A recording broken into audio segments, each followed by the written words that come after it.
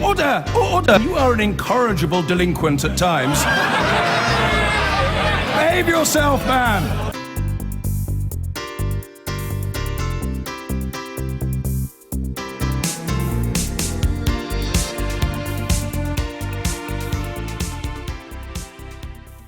The value of shares in both Tesco and Unilever have fallen in morning trading as the city responds to the price dispute between the retailer and the manufacturer.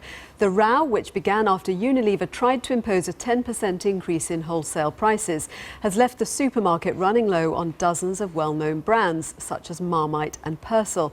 A Unilever spokesman says it's facing higher costs because of the fall in sterling. Well, we can talk now to Teresa Wickham, former director at Safeway, and we're also joined here in the studio by Ian Wright from the Food and Drink Federation. Thank you both very much for joining us.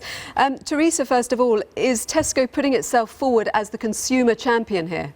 Well, what's happened is this has got out, and it wasn't Tesco or Unilever that leaked it. It was a sharp-eyed journalist. So these negotiations go on the whole time. People are trying to put the price up, or they're trying to do something else, but they're usually done behind the scenes. Now it's become public. Tesco's has a real opportunity to say that it is the consumer champion. But I think that Unilever will be talking to other retailers as well. This is not surprising. There is pressure out there. Food and drink is now cheaper than we probably ever had it. But normally all these discussions are conducted behind the scenes, and this one I'd term a real battle of the giants. George MacDonald from Retail Week magazine is with us as well now. George, is this going on with all the supermarkets? Are these products going to start running low in all supermarkets? No, not necessarily. There's always quite a lot of argy-bargy between suppliers and retailers about price. What's unusual is for it to get into the public realm like this. The supermarkets are engaged in a price war. They have been for some time. They will be extremely unwilling to pass prices on to the shopper. Tesco's probably put a bit of a line in the sand here. From the point of view of the retailers, they are showing that they will push back against the big suppliers. The retailers are, the manufacturers are saying it's because of the value of sterling, the fall in the value.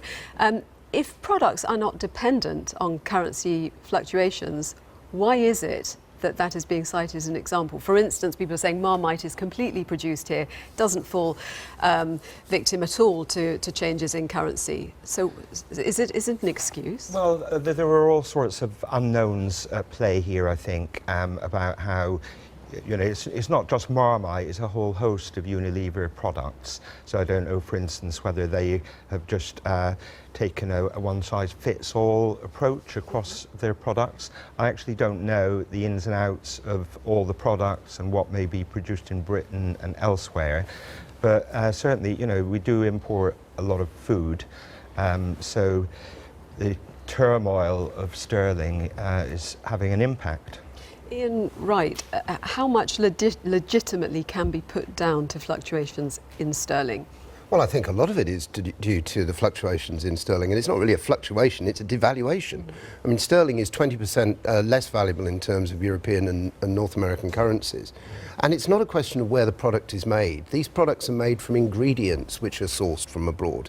It's not a question of whether they're made in Norwich or Burton-on-Trent. It's where do the ingredients come from. And if the manufacturers have to pay 20% more for those ingredients, then inevitably the scale of that devaluation means that at some point prices will have to rise. Teresa, is this the start of it? Would you expect other producers to start to pile in as well? Well, Unilever is in a unique position. I mean, 7 out of 10 households around the world have a Unilever product.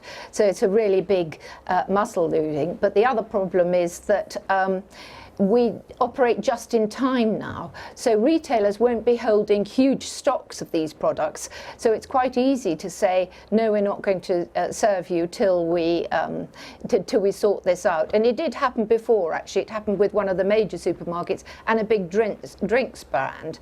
And the drinks brand wouldn't accept what the supermarket wanted to pay. So there was a standoff for 6 weeks, but consumer pressure brought the product back on the shelf. And who won out, though, in the issue of who absorbed the cost? The cost was shared in the end. They came to a negotiated deal, but they were a bit arrogant, the supermarket, to start with, saying we can do without it. You can't. We've got a huge choice of brands now, and I think the problem for Tesco's in pushing back, the others will be too. We shop in a different way now. It's entirely, online has made a huge difference to us. Serve the discounters.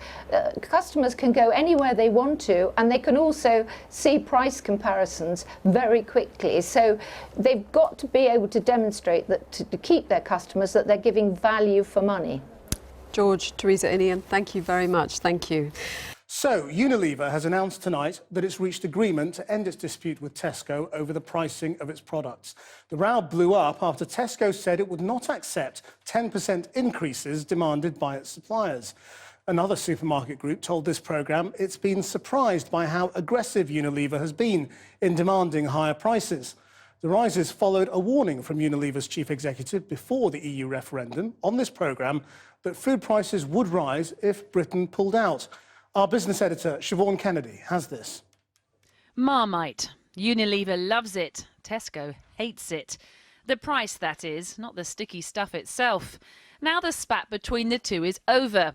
But the row about Brexit and who pays for rising prices on our high street has only just begun. 24 hours ago, Tesco ceremoniously cut some of Britain's biggest brands, Marmite, Pot Noodle, PG Tips, from its website, rebelling against Unilever demands for a 10% price hike, which Unilever blamed on the dramatic collapse in sterling. Tonight, though, Unilever said the situation has been fully resolved. It said the two companies had been working closely together to reach a deal, and added, rather unusually for a multinational corporation, for all those that missed us, thanks for all the love. As battles go, it doesn't get any bigger than Tesco versus Unilever, Britain's biggest retailer versus Britain's biggest food supplier. And yes, these types of rows do happen all the time, but this one is different. And that's because this one has been caused by Brexit and the impact of the falling pound. And where these two lead, others will follow. And it's us as consumers who'll end up paying the extra price. Tesco's already in the middle of one supermarket price war, with discounters Aldi and Lidl snapping at its heels. So it fought hard against Unilever demanding price increases on all of its products. But here's the new economic reality. The pound has fallen 18% against the dollar since the referendum. That's caused the fastest rise in import costs in more than 5 years, and the biggest monthly increase in prices since the beginning of 2014. Over half of the suppliers to the UK market have had a 15% or more cost price increase, and that has to end up on the shelves of the supermarkets. So if they think that this is strange or this is odd, get used to it. There's a lot more of this coming their way. Unilever said today that its price rises had already landed with its other UK customers, but sources have told me that some of the other supermarket groups aren't happy with the price increases either. One said Unilever was trying to use a sledgehammer to crack a nut, while another said that they were extremely surprised at how aggressive Unilever was being.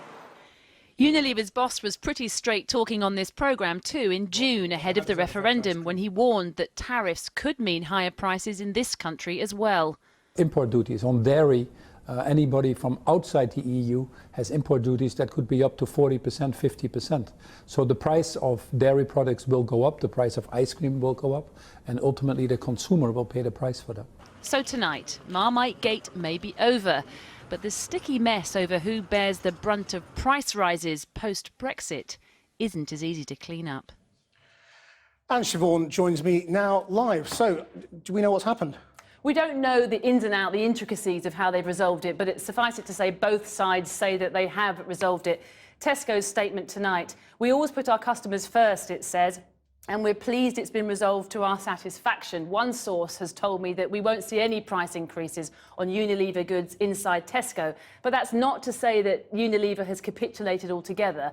The reality is both sides have probably agreed to absorb some of the price increases themselves and not for the moment pass them on to customers.